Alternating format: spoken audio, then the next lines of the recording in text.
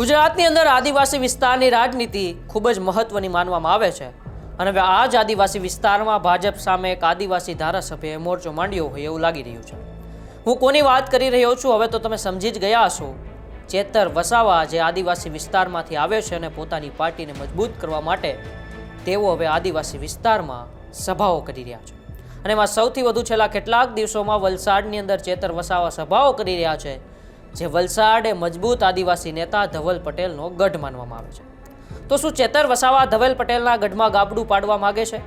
પરંતુ ચેતર વસાવાની સભાઓ કેમ ધવલ પટેલના ગઢમાં નિષ્ફળ જઈ રહી છે, જાણીશું આજના વિડીયોમાં. નમસ્કાર, ન્યૂઝરૂમ ગુજરાતની સાથે હું ઉમંગ કાછડિયા.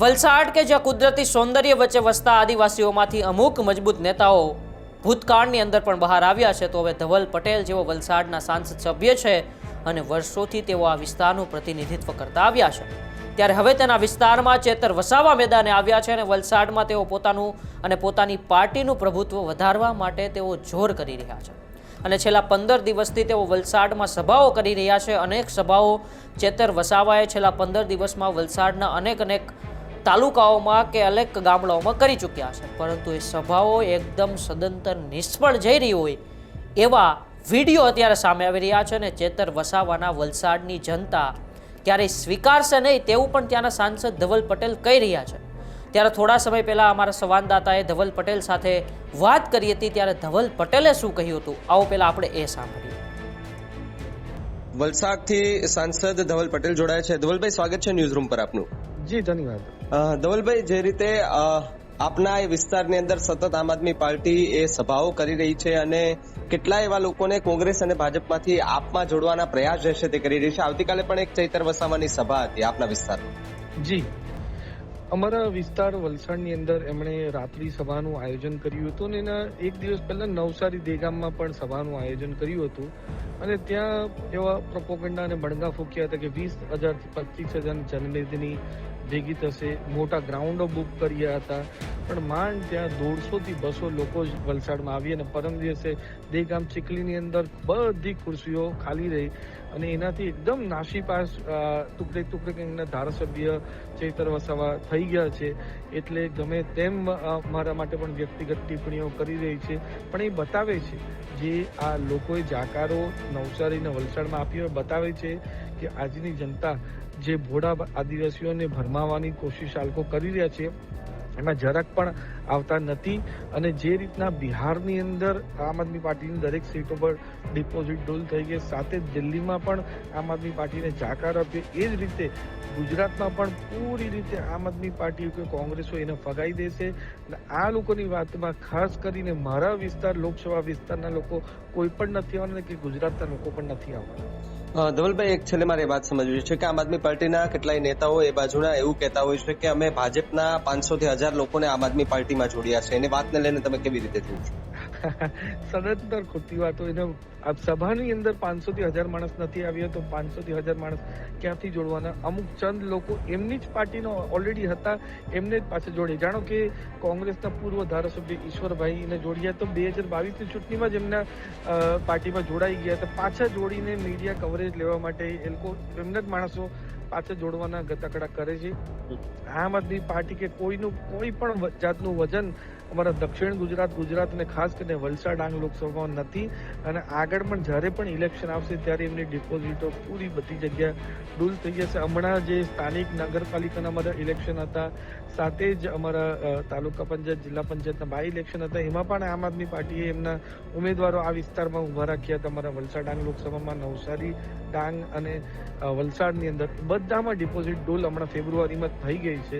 એટલે આમની કોઈ પણ રાજનીતિ જે ચૈતર વસાવા એકદમ જે રાજનીતિ કરી રહ્યા છે સમાજમાં ભાગલા પાડવા માટે, આપણા રાજ્ય અને દેશમાં ભાગલા પાડવા માટે, એમાં કોઈ પણ અમારા લોકો આવવાના નથી. ને આ ટુકડે ગેંગના ધારાસભ્ય અને ટુકડે ગેંગની પાર્ટીને પૂરી રીતે જાકારો ગુજરાત અને વલસાડમાં લોકો આપવાના છે. જી ધવલભાઈ, ખૂબ ખૂબ આભાર જોડાવા બદલ. Thank you. તો જે આ ધવલ પટેલ કહી રહ્યા છે કે ચેતર વસાવા કે તેમની પાર્ટીને વલસાડની જનતા અને ગુજરાતની જનતા ક્યારેય સ્વીકારવાની નથી, ત્યારે ફરી સાંસદ ધવલ પટેલના ગઢમાં વસાવાએ જનસભા કરી હતી, પરંતુ ભાજપના ગઢમાં આપની સભા એકદમ ફ્લોપ ગઈ હતી.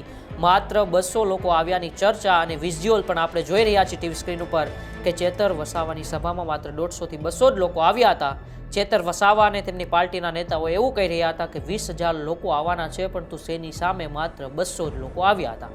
ધવલ પટેલના ગઢમાં ફરી એક વખત ચેતર વસાવા ક્લીન બોલ્ડ થયા હોય એવા વિઝ્યુઅલ અત્યારે સામે આવી રહ્યા છે, કારણ કે ચેતર વસાવાએ સરી ગામમાં એક સભા કરી હતી અને સભા પહેલા ચેતર વસાવાએ એક રેલીનું આયોજન કર્યું હતું, પરંતુ રેલીમાં એકદમ 150 થી 200 જણા આવતા તે રેલી એકદમ રીતે નિષ્ફળ ગઈ હતી.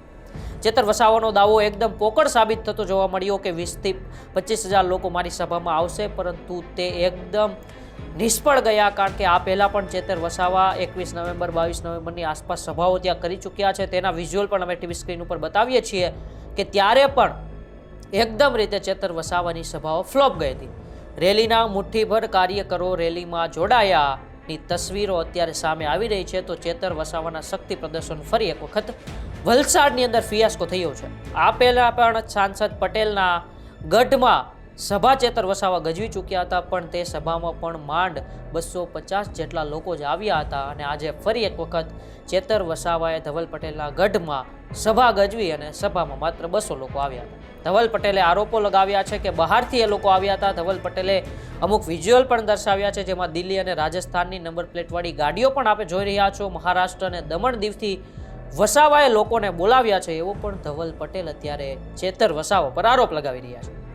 શું ધવલ પટેલના ગઢમાં વસાવા ગાબડું પાડવા માગે છે, પરંતુ તેની સભાઓ પરિપૂર્ણ નથી થઈ રહી?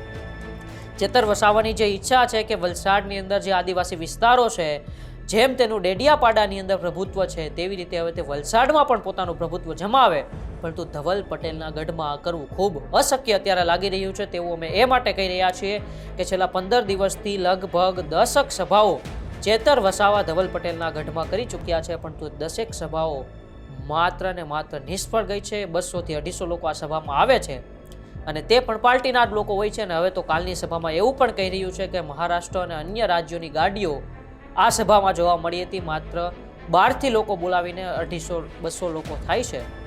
તો પછી ધવલ પટેલના ગઢમાં ચેતર વસાવા કઈ રીતે ગાબડું પાડવા માંગે છે? ધવલ પટેલ કહી રહ્યા છે કે તેના વિસ્તારમાં પણ હવે લોકો તેમને સ્વીકારવાના નથી. ચેતર વસાવા અને તેમની પાર્ટીને ગુજરાતના લોકો પણ સ્વીકારવાના નથી. 22માં પણ નથી સ્વીકારી, આવનારા સમયમાં પણ નથી સ્વીકારવાના.